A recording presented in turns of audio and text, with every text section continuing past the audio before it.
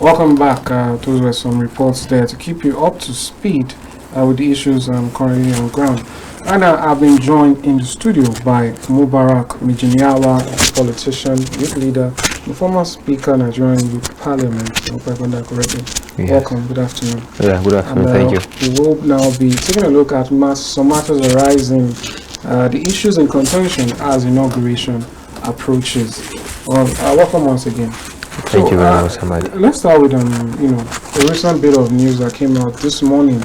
The DSS spokesman Peter Afunai actually sent out a press release to all journalists, including KAFTAN TV, warning once again about unscrupulous characters and persons who have intentions of scuttling the election.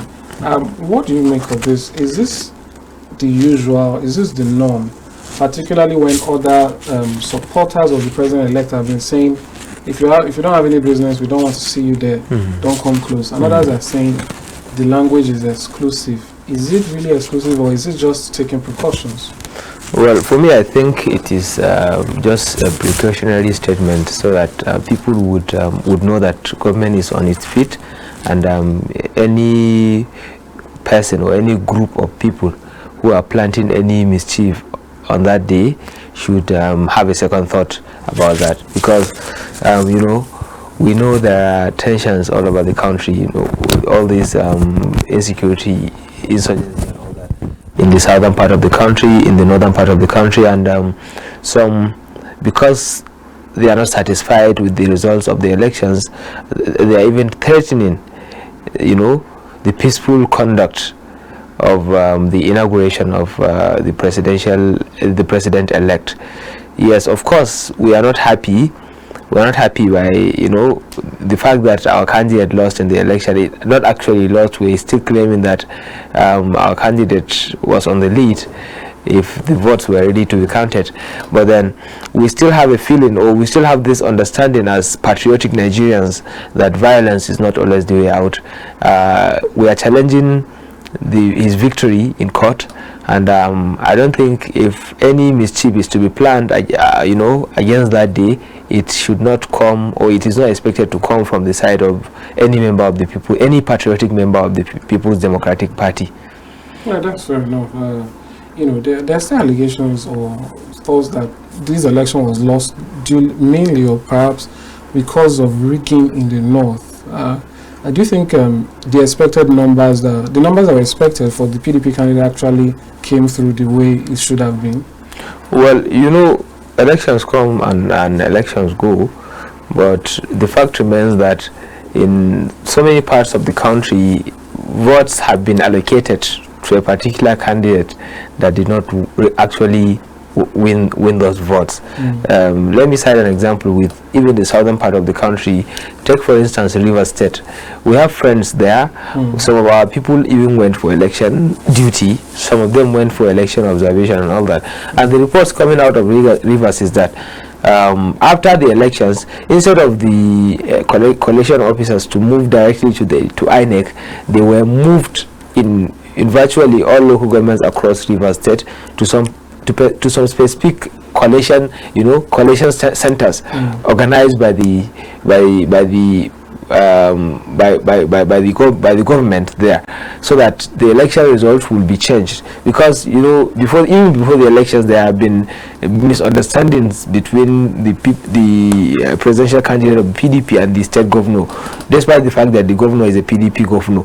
But then he came out openly to support the candidacy of Tinubu because he's a southerner, and in his own justification, PDP has been unfair to the southern part of the country. So because of that hurdle, he deliberately decided to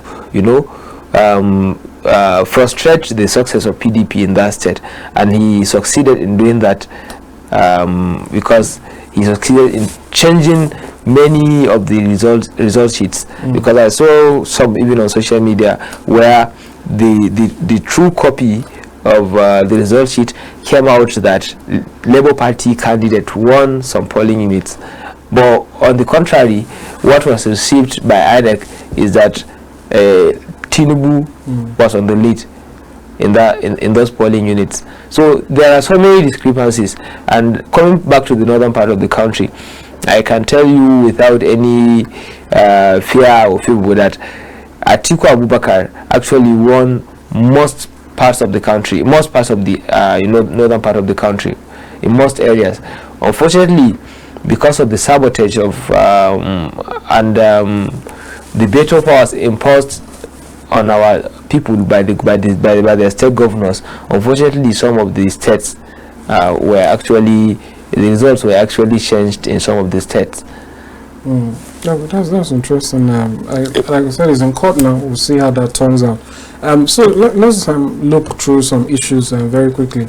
Let's start with the issue of the National Assembly.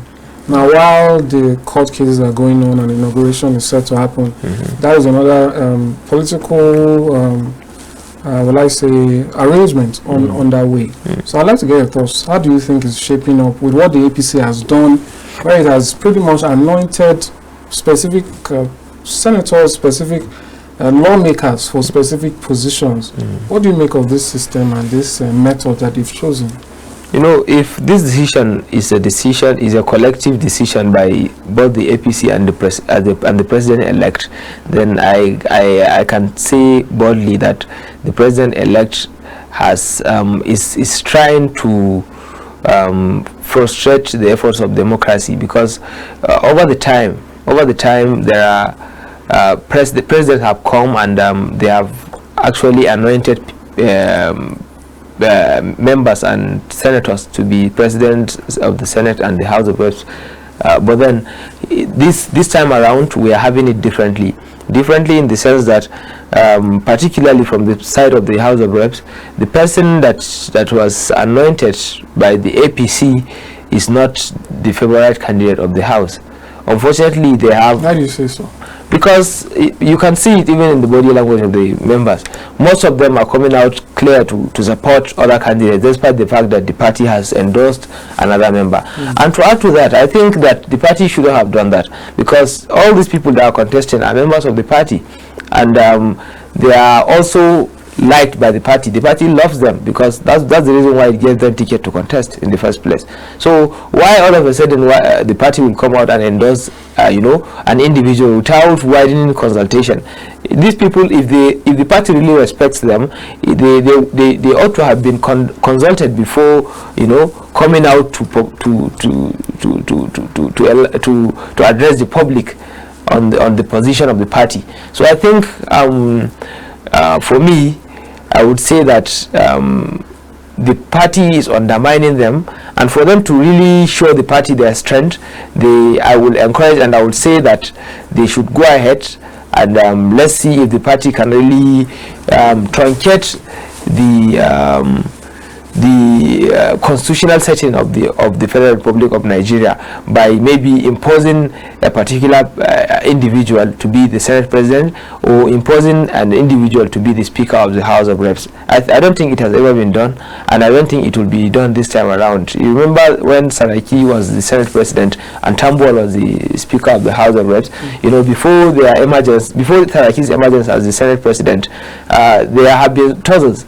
When Buhari was elected his first time. Yes. So because of those thousands, I believe we have our own experiences, and this time around more than ever the members and the senators are ready for that.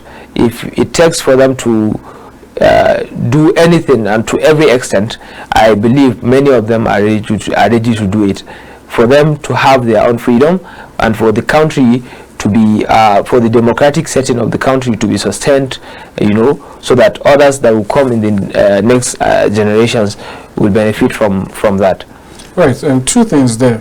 You spoke about imposition. Do you think that might be the brainchild of the president-elect? And on the second hand, if somehow, even with the fighting or the resistance being put up by some APC candidates, if somehow the anointed candidates scale through, do you see an issue where we might be having the similar rhetoric that we have now, that this assembly is a rubber stamp assembly, do you think if those people who were chosen end up there, that they will have the courage to, sometimes stand up to the executive?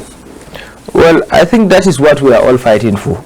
We all feel that once we have a rubber stamp leadership in the House of Representatives and the Senate, nothing in the interest of the people will see the light of the day, because we feel that the legislature is there to checkmate the executive, and having the legislature all on the side of the executive will just be like maybe having a mother and a father and the children being the president, the Senate president, and the House of Reps.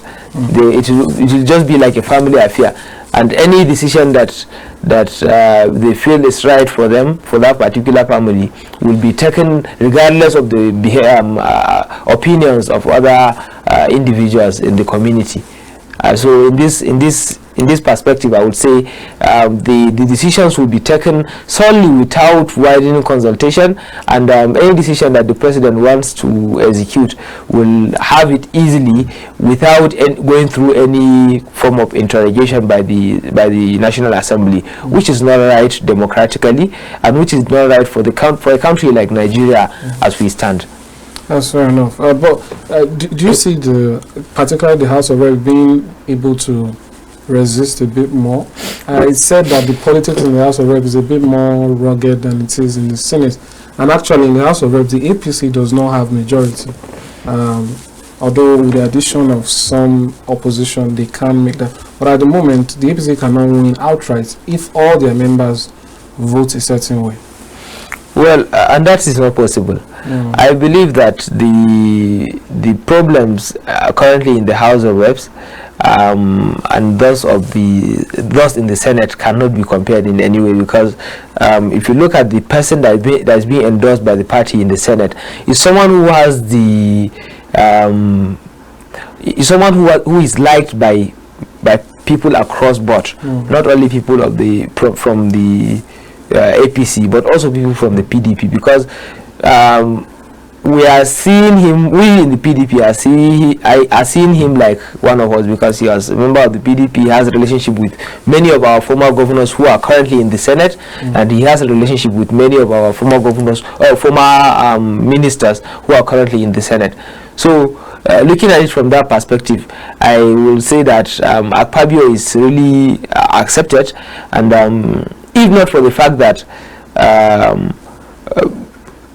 there's this issue of money influence when it comes to election in every setting, I would have said that Akpabio is already the Senate president. But despite that, I don't see any force coming to defeat Akpabio as the Senate president. And on the other hand, for the Speaker of the House of Reps, I don't even know who he was until he came out until he was endorsed by the party. I didn't even know him, and so as many other Nigerians, and even members of the House of Representatives came out clean to say that they didn't even know who Tajuddin is until they didn't even know who he is until this moment. So what do you think of a person who is not known even amongst his colleagues, being brought to take leadership position?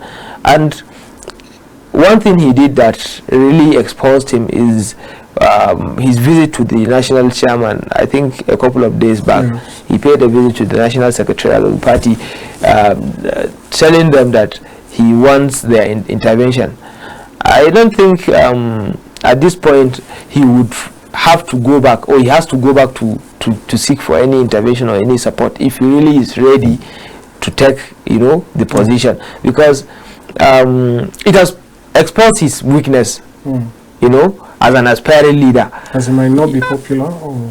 No, I mean, it has exposed his weakness, because if you are really a strong person that you can take a lead of this 360 house members house, I don't think it is right for you to run back to the people who endorsed you in the first place to say that you still need their support. I feel it is just for you to go and make your consultations, meet as many people as you can, make them understand your aspirations, make them understand your antecedents, if you are really someone to be supported, that's supposed to be supported. So I feel that Tajuddin has lost it even right there. And I feel others who have resisted, particularly people like the deputy speaker, the current deputy speaker of the House of Reps, Idris Wase, who yesterday had, an argument in the house, in the floor of the house with the speaker, and people like Honorable Betara, will allow that to just slide.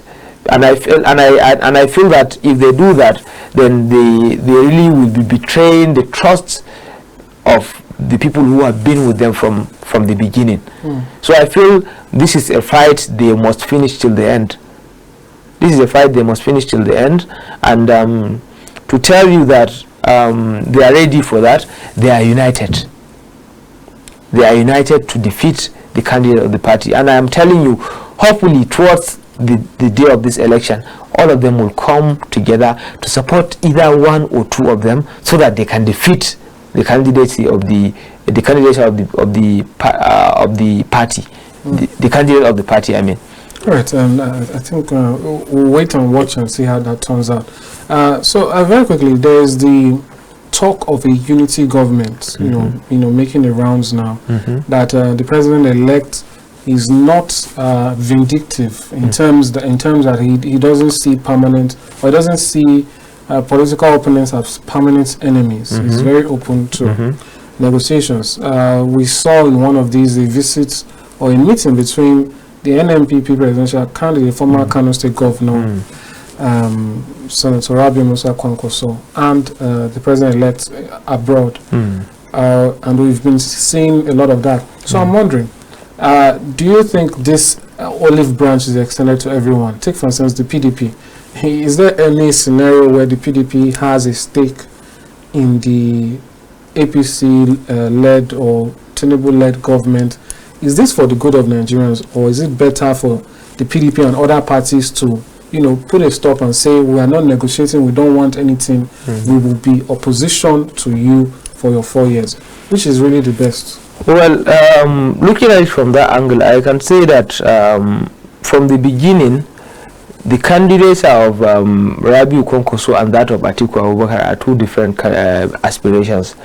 Kwankwaso came out to show his capacity in his state. For him to contest for president under NNPP at this particular point, while Atiku Abubakar is contesting, Peter Obi is contesting, and Tinubu is contesting, she will tell you that he is not coming out to win the presidency.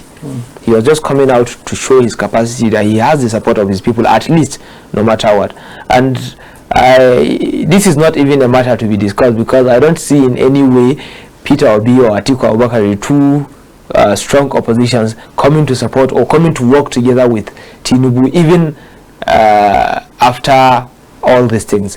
So I feel that that is the way Kwankwaso planned his politics, that anybody, that whoever emerges, will come and liaise and work together with him, particularly the president-elect Bola Ahmed Tinubu.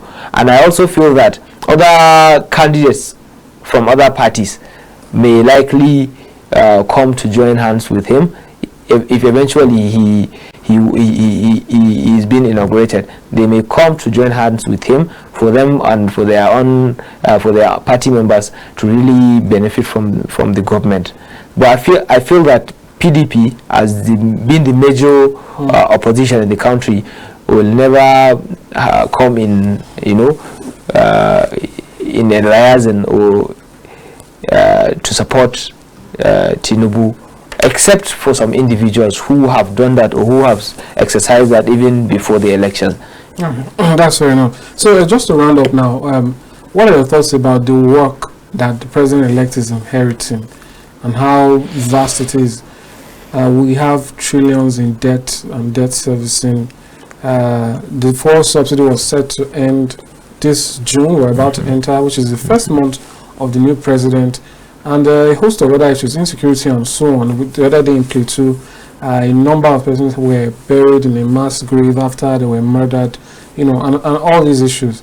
How do you see these things being handled? Because in this case now, someone you did not really believe was the best to handle it is now the one who has to handle it. How do you see Nigeria being in the next couple of months and forward? Well, I always say this, that whoever emerges as the president, I will pray for them to succeed, because I have Nigeria at heart. And I so believe that every other Nigerian should have this in mind, regardless of the party they come from. And I pray and I hope that Bola Ahmed Tinubu overcomes the all the challenges he has he has inherited from the past administration, and even the ones to come during his own administration, because no government will ever have their own time without any challenges, without any hiccups here and there. So I have high commitment or prayer towards his administration, and I wish them well. All right, thank you so much, Mr. Mubarak, Mijinyawa. It's been a pleasure. Thanks so much for coming. It's a pleasure too. Thank you, Amadin. All right, that's all we'll take on this segment of the program. We'll go on a break. When we return, we'll handle more issues leading up to the inauguration, particularly the ongoing tribunal and the developments within the week. Stay with us. We'll be back shortly.